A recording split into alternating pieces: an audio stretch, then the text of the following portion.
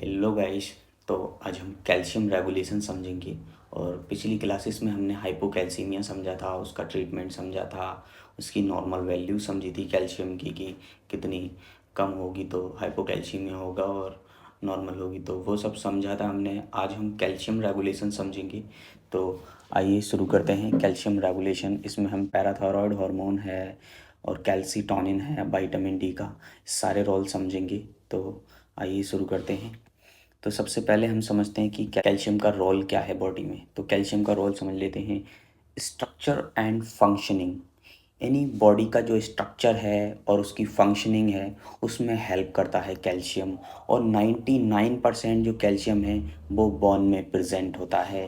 Teeth formation में जो है कैल्शियम का बहुत बड़ा रोल है। और function of muscle and nerve conduction में कैल्शियम का बहुत बड़ा रोल है।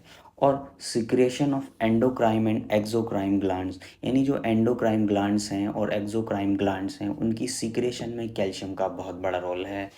Function of intracellular messengers, as a intracellular messenger की तरह भी जो कैल्शियम है वो वर्क करता है, फंक्शन है उसका। इम्पल्स जनरेशन इन हार्ट, यानी हार्ट की जो इम्पल्स जनरेट होती हैं, यानी कार्डियक कॉन्ट्रैक्टिलिटी को जो है बहुत बड़ा हेल्प करता है ये। यानी हार्ट की जो एक्टिविटी है, उसकी कॉन्ट्रैक्टिलिटी है, उसकी फंक्शनिंग में बहुत बड़ा हेल्प करता है और बहुत बड़ा रोल प्ले करता है। ब्लड कोएगुलेशन में जो है कैल्शियम का बहुत बड़ा रोल है। यानी जो ब्लड का कोएगुलेशन है, ब्लड का थक्का जमाने में जो है कैल्शियम का बहुत बड़ा रोल है। और cell membrane integrity and permeability में जो है कैल्शियम का बहुत बड़ा रोल है। और सेल एडेशन में जो है कैल्शियम का बहुत बड़ा रोल है। तो ये सारे फंक्शन जो हैं कैल्शियम की वजह से जो है कंटिन्यू होते हैं। तो हम समझते हैं कि एक हेल्दी पर्सन में कैल्शियम की जो रिकमेंडेड डाइटरी अलाउंस है वो क्या रहती है। तो एक नॉर्मली अगर हम समझेंगे तो 0.8 से 1.5 ग्राम पर डे जो है कैल्शियम की रिक्वायरमेंट रहती है। यानी RDA, रिकमेंडेड डाइटरी अलाउंस, 0.8 ग्राम पर डे। लेकिन ये एज वाइज और कंडीशनल वाइज, जो कंडीशन वाइज अलग अलग हो सकती है। जैसे कि 1 से 10 साल के जो बच्चे हैं उनकी जो कैल्शियम की रिक्वायरमेंट है 0.8 ग्राम से 1.2 ग्राम तक रहती है। और 11 से 24 साल के जो बच्चे हैं उनकी जो कैल्शियम की रिक्वायरमेंट है वो 1.2 से 1.5 ग्राम पर डे रहती है। और ड्यूरिंग प्रेगनेंसी, अगर पेशेंट को किसी को प्रेगनेंसी हुई है तो प्रेग्नेंट वुमेन्स में जो उसकी रिक्वायरमेंट है वो ज़्यादा होती है, यानी 1.2 से 1.5 ग्राम पर डे होती है। मेल हैं अगर 25 से 65 साल वाले तो उनमें कैल्शियम की रिक्वायरमेंट 1 ग्राम पर डे रहती है। और फीमेल हैं अगर 25 से 50 साल वाली, यानी 25 से 50 साल वाली, तो उनमें जो कैल्शियम की रिक्वायरमेंट रहती है वो 1 ग्राम पर डे रहती है। फीमेल अगर 51 से 65 साल वाली हैं तो उनमें कैल्शियम की रिक्वायरमेंट 1.5 ग्राम पर डे रहती है, यानी कैल्शियम की रिक्वायरमेंट फीमेल्स में ज़्यादा रहती है। Every on above 65 years old, यानी कोई भी व्यक्ति अगर 65 ईयर्स का है या 65 ईयर्स से ज़्यादा का है, अबव है, तो उसमें कैल्शियम की रिक्वायरमेंट 1.5 ग्राम पर डे रहती है। यानी उसकी जो कैल्शियम की रिक्वायरमेंट है वो ज़्यादा रहती है, 1.5 ग्राम जो है पर डे रहती है। Calcium is actively absorb from small intestine, यानी कैल्शियम जो है स्मॉल इंटेस्टाइन से एक्टिवली एब्जॉर्ब होता है with the help of vitamin D, यानी प्रेजेंस ऑफ विटामिन डी। यानी विटामिन डी की प्रेजेंस में कैल्शियम एक्टिवली अब्जॉर्ब होता है। जैसे कि हम समझेंगे आगे कि कैल्शियम, जो विटामिन डी है वो वॉन से भी कैल्शियम लेता है और गट से कैल्शियम की अब्जॉर्प्शन को बढ़ा देता है और यूरिन में जो कैल्शियम सिक्रीट हो रहा है उसकी सिक्रेशन को कम कर देता है। और इसी तरह से पैराथायरॉयड हार्मोन भी हेल्प करता है विटामिन डी की। तो नॉर्मल प्लाज्मा कैल्शियम लेवल समझ लेते हैं। Plasma calcium level normally 9 to 11 mgdl होता है। Normal calcium level 9 to 11 mgdl होता है, जिसमें 40% कैल्शियम प्लाज्मा प्रोटीन्स को बाइंड होता है, जिसे हम एल्बुमिन कहते हैं। एल्बुमिन ये प्लाज्मा प्रोटीन्स होते हैं जिसमें 40% जो कैल्शियम है वो इसे बाइंड रहता है। 10% सिट्रेट, फॉस्फेट और कैल्शियम कार्बोनेट के रूप में बॉडी में प्रेजेंट होता है, और 50% जो है बॉडी का आयनिक कैल्शियम होता है। यानी ये फंक्शनल कैल्शियम है जो आइनोट्रॉपिक एक्टिविटी और इंट्रासेल्युलर मैसेंजर्स और मसल एक्टिविटी, कार्डियक कॉन्ट्रैक्टिलिटी, इन सब चीज़ों में जो है फंक्शन करता है, इनकी फंक्शनिंग में हेल्प करता है। तो ये जो है आयनिक कैल्शियम है, ये फंक्शनल कैल्शियम है। अगर पेशेंट का आयनिक कैल्शियम कम हो जाता है तो पेशेंट को हाइपोकैल्सीमिया के सिम्टम्स दिखेंगे। अगर बॉडी का टोटल कैल्शियम कम हो जाता है तो हो सकता है कि पेशेंट को हाइपोकैल्सीमिया हो परंतु उसके सिम्टम्स ना दिखें। लेकिन अगर पेशेंट को आयनिक कैल्शियम अगर कम हो गया है तो उसको हाइपोकैल्सीमिया के सिम्टम्स दिखाई देंगे। और अगर पेशेंट वेंटिलेटर पे है या किसी भी कंडीशन से हमने सोडा बाइकार्ब बहुत ज़्यादा दे दिया है, तो उस कंडीशन में या किसी भी कंडीशन में पेशेंट का जो पीएच है अल्कलाइन की तरफ शिफ्ट हो गया है, तो अगर पीएच अल्कलाइन की तरफ शिफ्ट हो जाएगा तो पेशेंट का जो है कैल्शियम जो है एल्बुमिन को बाइंड हो जाएगा। यानी alkaline pH of blood cause more and more ionic calcium bind to albumin और एंड कॉज हाइपोकैल्सीमिया, और पेशेंट को हाइपोकैल्सीमिया कॉज होगा। हाइपर हाइपर वेंटिलेशन हुआ है पेशेंट को किसी भी कंडीशन में, अगर पेशेंट वेंटिलेटर पे है और हमने उसका रेट बहुत ज़्यादा रखा हुआ है, या साइकोलॉजिकली पेशेंट किसी भी प्रॉब्लम्स में है तो वो बहुत ज़्यादा जो है ब्रीथ ले रहा है, तो उस कंडीशन में पेशेंट रेस्पिरेटरी अल्कोलोसिस में चला गया है। और अगर उस कंडीशन में रेस्पिरेटरी अल्कोलोसिस में चला गया है तो बहुत ज़्यादा कैल्शियम जो है एल्बुमिन को बाइंड हो जाएगा और पेशेंट में हाइपोकैल्सीमिया देखने मिलेगा। और more and more calcium bind to albumin, और एल्बुमिन को बहुत ज़्यादा कैल्शियम जो है बाइंड हो जाएगा और सिम्टम्स प्रिसिपिटेट होंगे टिटनी के और कार्पोपेडल स्पाज्म देखने मिलेगा। यानी पेशेंट के जो हैंड मूवमेंट है वो इस तरह से हो जाएंगे और पेशेंट में जो है मसल स्पाज्म देखने मिलेंगे, जो है स्केलेटल मसल स्पाज्म देखने मिलेंगे, कार्पोपेडल स्पाज्म्स जो है पेशेंट में देखने मिलेंगे अगर पेशेंट रेस्पिरेटरी अल्कोलोसिस में चला गया है तो अब हम कैल्शियम रेगुलेशन समझते हैं कि कैल्शियम का बॉडी में रेगुलेशन कैसे होता है। तो कैल्शियम को रेगुलेट करने वाले मोस्टली 3 फैक्टर हैं, कैल्सीटोनिन, पैराथायरॉयड हार्मोन और विटामिन डी। ये तीनों हार्मोन जो है कैल्शियम रेगुलेशन में हेल्प करते हैं। तो आइए समझते हैं। तो सबसे पहले हम समझते हैं कि पैराथायरॉयड हार्मोन कैसे हेल्प करता है। कि parathyroid hormone 25 hydroxy vitamin D three को 125 dihydroxy vitamin D three में कन्वर्ट कर देता है, और ये 125 dihydroxy vitamin D three जो है ये गट से कैल्शियम की अब्जॉर्प्शन को बढ़ा देता है और प्लाज्मा में कैल्शियम का लेवल बढ़ा देता है। और दूसरा ये करता है कि ये बोन से कैल्शियम को रिजॉर्ब कर लेता है, यानी रिजॉर्प्शन करता है, ये वॉन रिजॉर्प्शन करता है, बोन से कैल्शियम को खींच लेता है। और तीसरा फंक्शन इसका है कि ये जो कैल्शियम यूरिन में एक्सक्रीट हो रहा है उसको इनहिबिट कर देता है, यानी उसको रोक देता है। तो हमने कैल्शियम विटामिन डी के 3 फंक्शन समझे कि एक तो गट से एब्जॉर्प्शन को बढ़ा रहा है, दूसरी चीज़ बोन से कैल्शियम ले रहा है, और तीसरा जो यूरिन में कैल्शियम एक्सक्रीट हो रहा है थ्रू दी किडनी उसको स्टॉप कर देता है, उसको इनहिबिट कर देता है। और पैराथायरॉयड हार्मोन किडनी से यूरिन की एक्सक्रिएशन को कम कर देता है। और पैराथायरॉयड हार्मोन जो है डायरेक्टली एक्ट नहीं करता है, ये इनडायरेक्टली विटामिन डी को 25 हाइड्रोक्सी विटामिन डी थ्री को और 125 dihydroxy vitamin D three को कन्वर्ट करके प्लाज्मा जो गट से कैल्शियम की अब्जॉर्प्शन को बढ़ाता है और बोन से कैल्शियम को जो है रिजॉर्ब कराता है, यानी बोन से कैल्शियम को खींच देता है।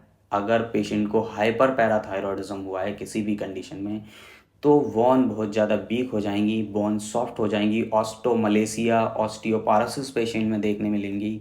तो इस कंडीशन में भी प्लाज्मा कैल्शियम बहुत ज़्यादा बढ़ जाएगा और पैराथायरॉयड हार्मोन करेगा कि जो यूरिन में कैल्शियम सीक्रेट हो रहा है उस कैल्शियम को स्टॉप कर देगा, इनहिबिट कर देगा। अब कैल्सीटोनिन का रोल समझ लेते हैं। अगर किसी भी कारण से प्लाज्मा में कैल्शियम का लेवल बढ़ गया है, यानी प्लाज्मा कैल्शियम लेवल बढ़ा, तो कैल्सीटोनिन क्या करेगा, जो प्लाज्मा कैल्शियम को बोन में शिफ्ट कर देगा।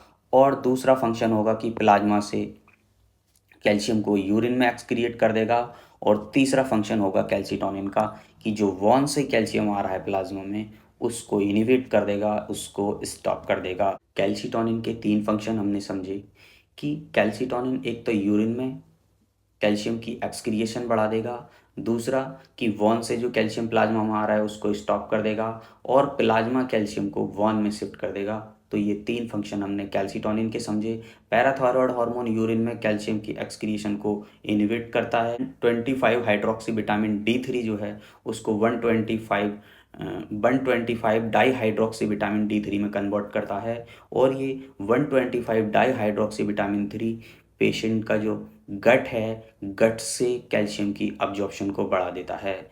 तो ये हैं कैल्शियम के फंक्शंस यानी कैल्शियम रेगुलेशंस। तो ये तीनों जो है हार्मोन, विटामिन डी को एज ए हार्मोन भी कंसीडर किया जाता है, तो इसे हम हार्मोन भी कहते हैं। तो ये तीनों हार्मोन मिलकर ही जो है कैल्शियम को रेगुलेट करते हैं। तो calcitonin is a counter regulatory hormone of vitamin D and parathyroid hormone. यानी जो कैल्सीटोनिन है वो पैराथायरॉयड हार्मोन का और विटामिन डी का काउंटर रेगुलेटरी हार्मोन है, क्योंकि पैराथायरॉयड हार्मोन और विटामिन डी प्लाज्मा कैल्शियम को बढ़ाते हैं और जो कैल्सीटोनिन है वो प्लाज्मा कैल्शियम को कम करता है। तो ये काउंटर रेगुलेटरी हार्मोन हुआ, यानी एक दूसरे के अपोजिट काम करने वाले hormone. Vitamin D and parathyroid hormone increase plasma calcium level. Vitamin D and parathyroid hormone calcium level को इंक्रीज करते हैं। और calcitonin reduce plasma calcium level, यानी कैल्सीटोनिन जो है प्लाज्मा कैल्शियम लेवल को रिड्यूस करता है, प्लाज्मा कैल्शियम लेवल को कम करता है। अब हम बॉन रिजॉर्प्शन समझ लेते हैं कि बॉन रिजॉर्प्शन क्या है। तो अब हम बॉन रिजॉर्प्शन समझते हैं। बॉन रिजॉर्प्शन समझने से पहले हम एक चीज़ समझते हैं कि हमारी जो बॉन होती है उसमें टू टाइप्स के सेल्स देखने मिलेंगे, ऑस्टियोब्लास्टिक सेल्स और osteoclastic cells. Osteoblastic cells bone में कैल्शियम को डिपॉजिट करेंगे और ऑस्टियोक्लास्ट सेल ऑस्टियोक्लास्टिक एक्टिविटी करेंगे, ऑस्टियोक्लास्टिक एक्शन करेंगे, जो बॉन से कैल्शियम को रिमूव करके प्लाज्मा में शिफ्ट कर देंगे। तो ऑस्टियोक्लास्टिक सेल्स और osteoblastic cells, osteoblastic cells osteoblastic action करेंगे और ऑस्टियोक्लास्टिक सेल्स ऑस्टियोक्लास्टिक एक्शन करेंगे। ऑस्टियोब्लास्टिक सेल्स कैल्शियम की डेपोजिशन बढ़ा देंगे बोन में, और ऑस्टियोक्लास्टिक सेल्स कैल्शियम की जो रिमूवल है वो बढ़ा देंगे बोन से प्लाज्मा की तरफ। तो अब समझते हैं कि कौन कौन से फैक्टर्स हैं जो बोन रिजॉर्प्शन को अफेक्ट करते हैं। कैल्सीटोनिन, पैराथायरॉयड हार्मोन, ये काउंटर रेगुलेटरी हार्मोन है, तो ये सब हम समझते हैं। Factors affecting of bone resorption: increase resorption of bone, remove calcium from bone. यानी कौन कौन से ऐसे फैक्टर हैं जो बोन रिजॉर्प्शन को इंक्रीज करते हैं, यानी रिमूव कैल्शियम फ्रॉम बोन, यानी बोन से कैल्शियम को रिमूव करते हैं।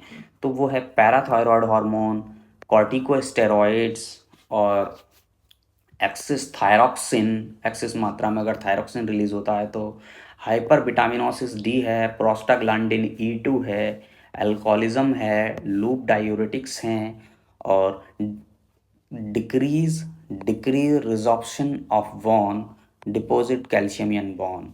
यानी कौन से ऐसे फैक्टर्स हैं जो बॉन रिजॉर्प्शन को डिक्रीज करते हैं, यानी कैल्शियम की डेपोजिशन को बॉन में बढ़ा देते हैं। तो वो है calcitonin, androgen, estrogen, growth hormone, bisphosphonate, ये बिसफॉस्फोनेट है, ये गलत लिखा हुआ है, और फ्लोराइड्स, थाइजॉइड्स, थाइजाइड डायूरेटिक्स, और दो फैक्टर्स हैं गैलियम नाइट्रेट और मिथ्रामाइसिन। ये जो फैक्टर्स हैं ये बॉन में कैल्शियम की डेपोजिशन को बढ़ा देते हैं। ये फैक्टर जो हैं बॉन में कैल्शियम की डेपोजिशन को बढ़ा देते हैं, और ये फैक्टर जो है बॉन में कैल्शियम की डेपोजिशन को कम करते हैं, यानी बॉन का कैल्शियम प्लाज्मा में शिफ्ट कर देते हैं। तो स्टेप बाय स्टेप हम सारे हार्मोन समझते हैं। पैराथायरॉयड हार्मोन समझते हैं सबसे पहले। तो पैराथायरॉयड हार्मोन सीक्रेट होता है फॉलिक्यूलर सेल से पैराथायरॉयड ग्लैंड के फॉलिक्यूलर सेल से रिलीज होता है। ये जो फॉलिक्यूलर सेल्स हैं यहाँ से जो है पैराथायरॉयड हार्मोन रिलीज होता है और इसके फंक्शन समझ लेते हैं। पैराथायरॉयड हार्मोन जैसे कि हमने समझा कि 25 हाइड्रोक्सी विटामिन D3 को 125 डाई हाइड्रोक्सी विटामिन D3 में कन्वर्ट करता है और ये 125 डाई हाइड्रोक्सी विटामिन D3 गट से कैल्शियम की अब्जॉर्प्शन को बढ़ा देता है, यानी गट से कैल्शियम की अब्जॉर्प्शन को बढ़ा देता है और इस तरह से ये प्लाज्मा कैल्शियम मेंटेन करता है। और अगर मान लीजिए कि प्लाज्मा में बहुत ज़्यादा कैल्शियम कम हो गया है तो ये फिर बोन से भी कैल्शियम को ले लेगा, यानी बोन से कैल्शियम को लेगा, गट से अब्जॉर्प्शन बढ़ाएगा और तीसरा फंक्शन है इसका कि ये यहाँ से जो है जो यूरिन में कैल्शियम एक्सक्रीट हो रहा है उसको इनहिबिट कर देगा, उसको स्टॉप कर देगा। तो ये 3 तरह से जो है वर्क करता है। और पैराथायरॉयड हार्मोन भी कैल्शियम की एक्सक्रिएशन जो है किडनी में कम करता है, यानी यूरिन में जो है इसकी एक्सक्रिएशन को इनहिबिट करता है, यानी स्टॉप करता है। तो हमने समझा कि प्लाज्मा का कैल्शियम है वो डिपेंड करता है कि यूरिन में कितना कैल्शियम रिमूव हो रहा है, गट से कितना अब्जॉर्ब हो रहा है और बोन से कितना आ रहा है। इन सब चीज़ों पे ही जो है प्लाज्मा कैल्शियम डिपेंड करता है कि प्लाज्मा कैल्शियम का लेवल बॉडी में क्या होगा, ब्लड में क्या होगा। Parathyroid hormone in secreted by parathyroid glands, यानी जो पैराथायरॉयड हार्मोन है पैराथायरॉयड ग्लैंड से सीक्रेट होता है। इसका कोई ट्रॉपिक हार्मोन नहीं है, यानी इसे कोई कंट्रोल नहीं करता, इसे कोई ग्लैंड या कोई हार्मोन कंट्रोल नहीं करता है। इसका कोई ट्रॉपिक हार्मोन नहीं है। Increase calcium level in plasma, यानी प्लाज्मा में कैल्शियम का लेवल को बढ़ाएगा, बोन से कैल्शियम को ले लेगा। और इम्प्रूव बोन मिनरलाइजेशन, बोन के मिनरलाइजेशन को इम्प्रूव करेगा। Increase bone resorption, bone resorption को इंक्रीज करेगा, यानी बोन से कैल्शियम को रिमूव करके प्लाज्मा में शिफ्ट कर देगा। रिड्यूस कैल्शियम एक्सक्रिएशन, यानी कैल्शियम की एक्सक्रिएशन जो है यूरिन में कम करेगा और एक्टिवेशन करेगा विटामिन डी का, यानी विटामिन डी को एक्टिवेट करेगा। तो अब समझते हैं कि अगर पेशेंट को हाइपर पैराथायरॉयडिज्म हुआ या फिर हाइपो पैराथायरॉयडिज्म हुआ तो पेशेंट में क्या क्या जो है प्रॉब्लम्स देखने मिलेंगी। तो हाइपर पैराथायरॉयडिज्म अगर पेशेंट को हुआ है तो पेशेंट को हाइपर कैल्सीमिया हो जाएगा, यानी बोन से बहुत ज़्यादा कैल्शियम रिमूव होकर प्लाज्मा में आ जाएगा और बोन ज़्यादा बहुत वीक हो जाएंगी। ऑस्टियोमलेसिया और ऑस्टियोपोरोसिस जैसे सिम्टम जो है पेशेंट में जो है देखने मिलेंगी प्रॉब्लम्स। बोन फ्रैक्चर हो जाएंगी, अगर बोन बहुत वीक हो जाएंगी तो फ्रैक्चर होने लगेंगी। मेटास्टैटिक कैल्सिफिकेशन पेशेंट में देखने मिलेगा और रीनल स्टोन हो जाएंगी पेशेंट को और मसल वीकनेस हो जाएगी और कॉन्स्टिपेशन होगा। तो इसका जो बहुत ज़्यादा जो लेवल है इसका हम समझते हैं कि बढ़ता क्यों है। बढ़ने का कारण है कि अगर पेशेंट को ट्यूमर हुआ है तो ट्यूमर लाइसिस हुआ है तो वहाँ से पेशेंट को जो है बहुत ज़्यादा जो है पैराथायरॉयड हार्मोन रिलीज़ हो रहा है। तो उस कंडीशन में हमको उसको ट्यूमर को सर्जिकली रिमूव करना पड़ेगा और हम इसी तरह से हम इसका जो है हाइपर पैराथायरॉयडिज्म जो है करेक्ट करवाएंगे। तो हमको सर्जिकली इसका जो ट्रीटमेंट है वो सर्जिकली रिमूव ट्यूमर, यानी सर्जिकली ट्यूमर को रिमूव करना है।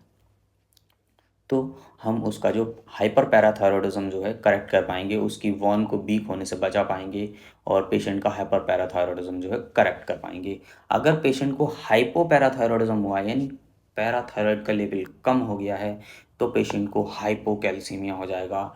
टिटनी के सिम्टम्स दिखाई देंगे, बच्चों में टिटनी के सिम्टम्स दिखाई देंगे, कन्वर्जेंस दिखाई देंगे और साइकेट्रिक चेंजेस पेशेंट के अंदर दिखाई देंगे। और इसमें हम ट्रीटमेंट विटामिन डी के साथ करते हैं, यानी विटामिन डी के जो एक्टिव फॉर्म है 125 डाईहाइड्रोक्सी वो देंगे और विटामिन डी देंगे। तो इस तरह से हम जो है इसका हाइपो पैराथायरॉयडिज्म का ट्रीटमेंट करते हैं। कई बार पेशेंट को पैराथायरॉयड हार्मोन है उसके इंजेक्शंस भी लेने पड़ सकते हैं, लेकिन मोस्टली हम सोचते हैं कि पेशेंट का जो ट्रीटमेंट है विटामिन डी के साथ ही करें। कैल्सीटोनिन, अब कैल्सीटोनिन समझते हैं। तो calcitonin secreted by parafollicular cells of thyroid gland, यानी थायराइड ग्लैंड के जो पैराफॉलिक्यूलर सेल्स हैं वहाँ से कैल्सीटोनिन रिमूव होता है और calcitonin is a counter regulatory hormone of vitamin D and parathyroid hormone.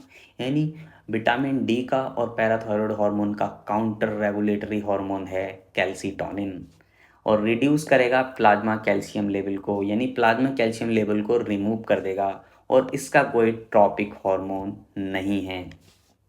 तो नो ट्रॉपिक हार्मोन, यानी इसको कोई हार्मोन जो है कंट्रोल नहीं करता, कोई ग्लैंड इसको कंट्रोल नहीं करता।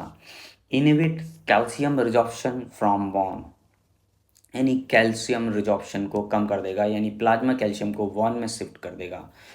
इंक्रीज कैल्शियम एक्सक्रिएशन, यानी कैल्शियम की एक्सक्रिएशन को यूरिन में बढ़ा देगा। और डिक्रीज करेगा प्लाज्मा कैल्शियम लेवल, यानी प्लाज्मा कैल्शियम लेवल को जो है डिक्रीज कर देगा, कम कर देगा।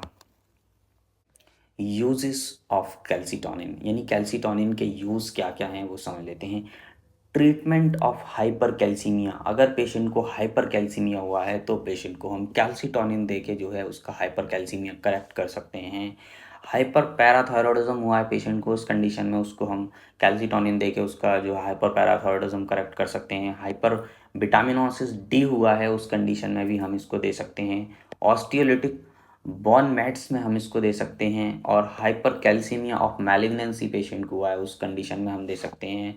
पैगेट्स डिजीज़ में हम इसको यूज़ करते हैं। और पोस्ट मेनोपॉजल अगर वुमेन्स हैं उन जो है पेशेंट में, उन वुमेन्स में हम इसका जो है कैल्सीटोनिन का यूज़ करते हैं, क्योंकि जो मेनोपॉजल वुमेन्स होती हैं, पोस्ट मेनोपॉजल वुमेन्स होती हैं, उनमें जो है वॉन बहुत ज़्यादा वीक हो जाती हैं। उस कंडीशन में हम जो है कैल्सीटोनिन का यूज़ करते हैं। फंक्शन ऑफ कैल्सीटोनिन समझते हैं, यानी फंक्शन ऑफ कैल्सीटोनिन समझते हैं कि कैल्सीटोनिन के फंक्शंस क्या हैं। तो function of calcitonin secreted by parafollicular cells, यानी पैराफॉलिक्यूलर सेल्स से जो है कैल्सीटोनिन रिलीज होता है, सिक्रीट होता है। इसके फंक्शंस मोस्टली हम समझ चुके हैं, तो हम समझते हैं कि कैल्सीटोनिन के फंक्शंस क्या हैं। तो कैल्सीटोनिन का पहला फंक्शन है कि प्लाज्मा कैल्शियम को वॉन में शिफ्ट कर देगा।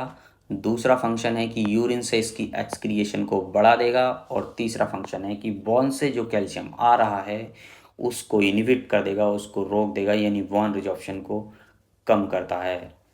तो ये जो है कैल्सीटोनिन के फंक्शन हैं, यानी प्लाज्मा का कैल्शियम वॉन में शिफ्ट कर देगा और प्लाज्मा का कैल्शियम को यूरिन में एक्सक्रीट कर देगा।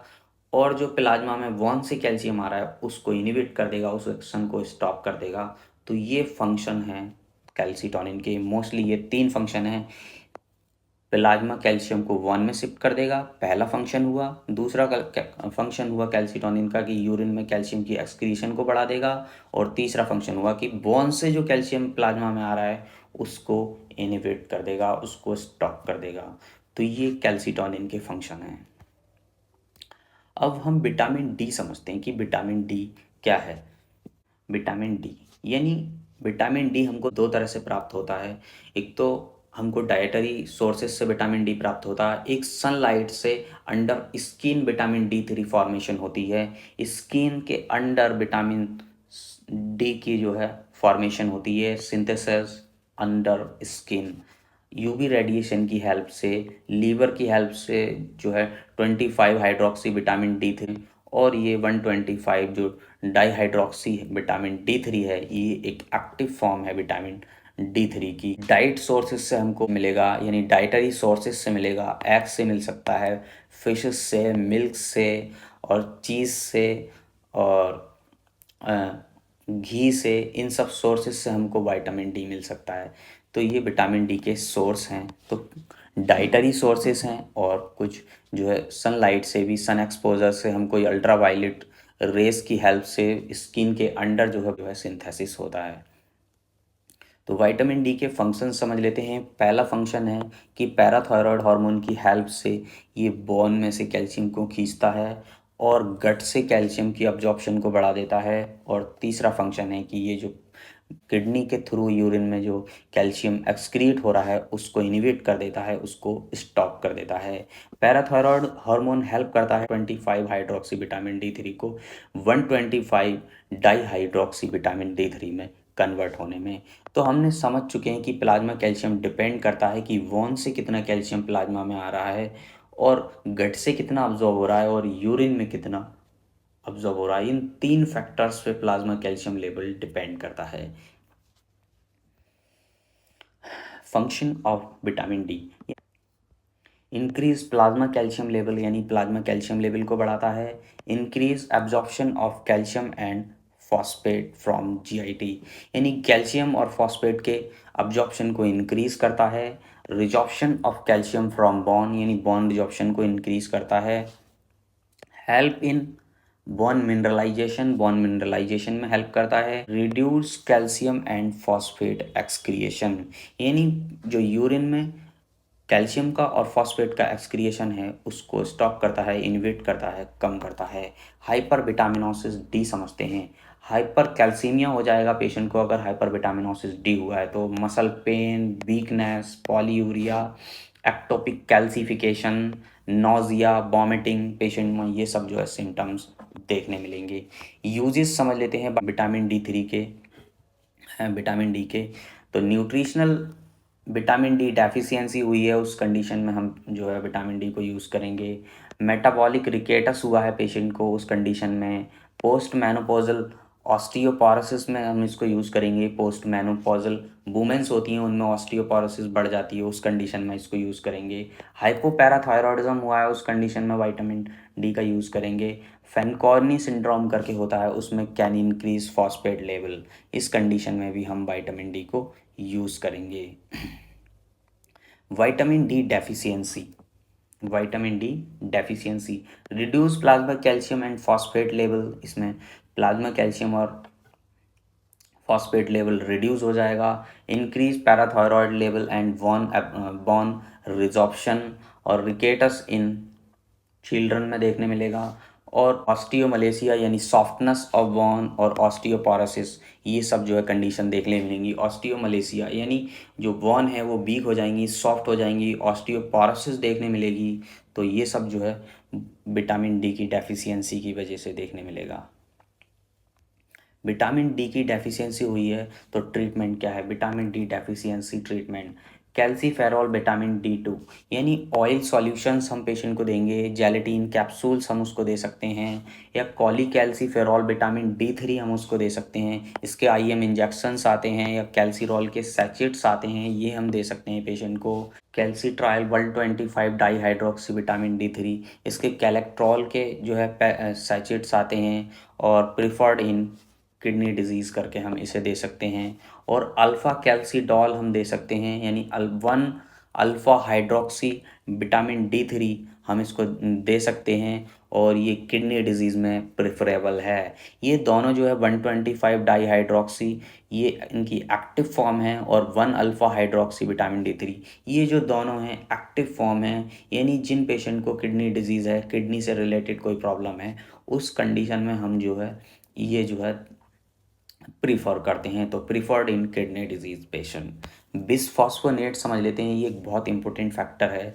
जो वॉन्स के ऑस्टियोक्लास्ट सेल होते हैं जो वॉन को वीक कर रहे होते हैं, यानी प्लाज्मा कैल्शियम को वॉन में शिफ्ट करने में हेल्प करते हैं, उनको ये जो है ब्लॉक कर देता है। Bisphosphonate blocks osteoclast cell and cause apoptosis. Prevent bone resorption, यानी वॉन रिजॉर्प्शन को प्रिवेंट करता है। मोस्ट इफेक्टिव एंटी बॉन रिजॉर्प्टिव ड्रग है ये। और इट प्रिवेंट ऑस्टियोपोरोसिस, यानी ऑस्टियोपोरोसिस को जो है प्रिवेंट करता है। Use in metabolic bone disease and hypercalcaemia, यानी मेटाबॉलिक बॉन डिजीज़ हुई है पेशेंट को या हाइपर कैल्सीमिया हुआ है, उस कंडीशन में जो है हम यूज़ करेंगे। कॉजेज गैस्ट्रिक इरिटेशन, यानी ये गैस्ट्रिक इरिटेशन कॉज करता है, इसलिए हम इसको जो गैस्ट्रिक प्रॉब्लम्स है, जीआईटी से रिलेटेड कोई प्रॉब्लम है या जीआईटी सर्जरी हुई है, उस कंडीशन में हम जो है बिसफॉस्फोनेट को जो है अवॉइड करते हैं। ये कॉन्ट्रा इंडिकेटेड है, contraindicated in GERD and renal disease में ये रीनल डिजीज़ में भी ये कॉन्ट्रा इंडिकेटेड है। यूजेस ऑफ बिसफॉस्फोनेट समझ लेते हैं। Uses of bisphosphonate prevent and treatment of osteoporosis, यानी ऑस्टियोपोरोसिस को प्रिवेंट करता है और उसके ट्रीटमेंट में हेल्प करता है। पोस्ट मेनोपॉजल ऑस्टियोपोरोसिस पेशेंट को हुआ है उस कंडीशन में हम इसका यूज़ करते हैं, या स्टेरॉइड इंड्यूस ऑस्टियोपोरोसिस हुआ है यानी स्टेरॉइड्स की वजह से ऑस्टियोपोरोसिस हुआ है तो उस कंडीशन में यूज़ करेंगे। पैगेट डिजीज़ में हम इसको यूज़ करेंगे। ये रिड्यूस करता है ऑस्टियोलिटिक लेसन्स को और रिड्यूस बोन पेन और इम्प्रूव सिम्टम्स, यानी सिम्टम्स को इम्प्रूव करेगा, यानी हेल्प करेगा सिम्टम्स को इम्प्रूव करने में। और हाइपरकैल्सीमिया ऑफ मैलिग्नेंसी में इसका यूज़ है और ऑस्टियोलिटिक बोन मेटास्टैसिस में इसका बहुत बड़ा रोल है। तो आई होप आप समझ चुके हैं। अगर वीडियो समझ में नहीं आती है तो वीडियो को दोबारा पॉज करके अगर स्लो स्लो नोट करके देखते हैं और तो सारी चीज़ें समझ में आ जाएंगी। तो ये कमेंट करके बताइए कि हमारा वीडियो कैसा लगा। और हम ये इलेक्ट्रोलाइट्स का जो है इलेक्ट्रोलाइट सीरीज़ में हम ये बनाएंगे और जो जो जो इलेक्ट्रोलाइट्स हैं सोडियम पोटेशियम कैल्शियम, ये सारे जो है इलेक्ट्रोलाइट्स को समझेंगे। और इसमें जो है इसके बाद में हम शॉक मैनेजमेंट समझेंगे। तो thank you for watching this video.